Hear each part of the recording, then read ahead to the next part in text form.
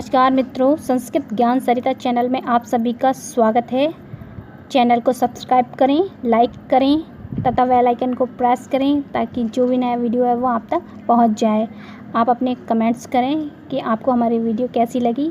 अब तक हम संस्कृत की 100 प्रमुख रचनाओं में से उनके पार्ट 3 जारी कर चुके हैं। 75 जो रचनाएँ हैं वो हमने पिछले 3 वीडियो बनाकर उसमें पार्ट 1, 2, 3 के नाम से डाल दी हैं, वो आप डिस्क्रिप्शन बॉक्स में देख सकते हैं। तो चलिए पार्ट 4 को भरत मुनि की रचना से प्रारंभ करते हैं। भरत मुनि जी द्वारा रचित उनकी रचना है जो सबसे ज़्यादा प्रसिद्ध है, वो है नाट्यशास्त्र, जिसमें रस विवेचन के बारे में बहुत ही सुंदर वर्णन है। नाटक के विषय में संपूर्ण विस्तार इसमें दिया गया है और कहते हैं देवासुर संग्राम सबसे प्रथम रचना है। दूसरी रचना है कामसूत्र जो वात्स्यायन द्वारा लिखित है। अगली जो रचना है, तीसरी जो रचना है वो है शूद्रक द्वारा रचित मृच्छकटिकम, जो कि एक नाटक है जिसमें चारुदत्त और वसंत सेना की कहानी है।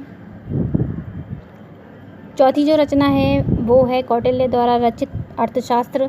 ये एक राजनीति से संबंधित रचित ग्रंथ है जिसमें राजा के कर्तव्य, प्रशासन और तथा प्रशासन में जितने भी पदाधिकारी हैं उनके कर्तव्य और उनकी निष्ठा तथा एक राजा को किस तरह से किन किन चीज़ों का बहुत ध्यान रखना चाहिए, उन सब चीज़ का विस्तार इसमें दिया हुआ है। इसमें नीतियों के विषय में बताया गया है कि नीतियाँ कितने प्रकार की होती हैं।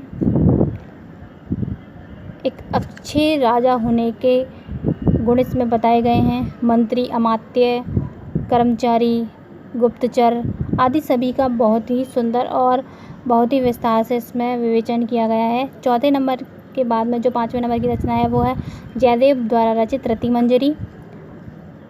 छठे नंबर की जो रचना है वो पाणिनि द्वारा रचित जामवंती विजयम है, जो कि एक महाकाव्य है। 7, 8 और 9 ये तीनों रचनाएं हर्षवर्धन जी से संबंधित है। हर्षवर्धन जो कि कन्नौज के राजा थे। रत्नावली, प्रियदर्शिका, नागानंद। रत्नावली और प्रियदर्शिका ये वत्स, नरेश, उदयन से संबंधित कहानियाँ हैं। ये उनकी दोनों पत्नियां हैं जिनसे संबंधित इसमें इन दोनों में अलग अलग वर्णन है। नागानंद चंद्रचूड़ जो कि एक बहुत ही त्यागी राजकुमार है जो नाग वंश को बचाता है गरुड़ से। 10वें नंबर की एक रचना है रत्नाकर द्वारा रचित हरिविजयम। 11वें नंबर की रचना है हरिश्चंद्र द्वारा रचित धर्म शर्मा अभ्युदय। 12वें नंबर की रचना है स्वर्गारोहण जो कात्यायन द्वारा रचित है। 13वें नंबर की रचना है सुबंधु द्वारा रचित बासवदत्ता।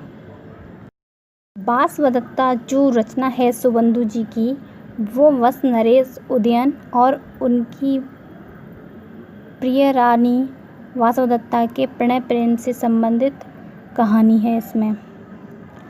अगली जो रचना है प्रवरसेन द्वारा रचित 14वें नंबर की सेतुबंध है। ये रचना रामायण से संबंधित है। इसमें युद्ध कांड और लंका कांड का वर्णन किया गया है। 15वें नंबर की जो रचना है वो हरिसेन द्वारा रचित है प्रयाग प्रशस्ति। इसमें समुद्रगुप्त द्वारा जीते गए राज्यों का वर्णन है, संस्कृत भाषा में है ये भी। हरिसेन समुद्रगुप्त के दरबारी कवि थे। 16वें नंबर की जो रचना है वो है कुमारदास द्वारा रचित जानकी हरणम। इसमें सीता जी, ये रामायण से संबंधित कहानी है और ये सीता जी से संबंधित है। इसमें उस समय का वर्णन है जब रावण सीता जी को उठाकर ले जाता है। 17वें नंबर की जो रचना है वो है देवी चरणगुप्त जो विशाखदत्त जी द्वारा रचित है। इसमें रामगुप्त तथा उनकी रानी देवी और उनके छोटे भाई विक्रमादित्य से संबंधित कहानी है। 18वें नंबर की जो रचना है वो है बोपदेव द्वारा रचित मुग्धबोध जो कि एक संस्कृत व्याकरणीय रचना है।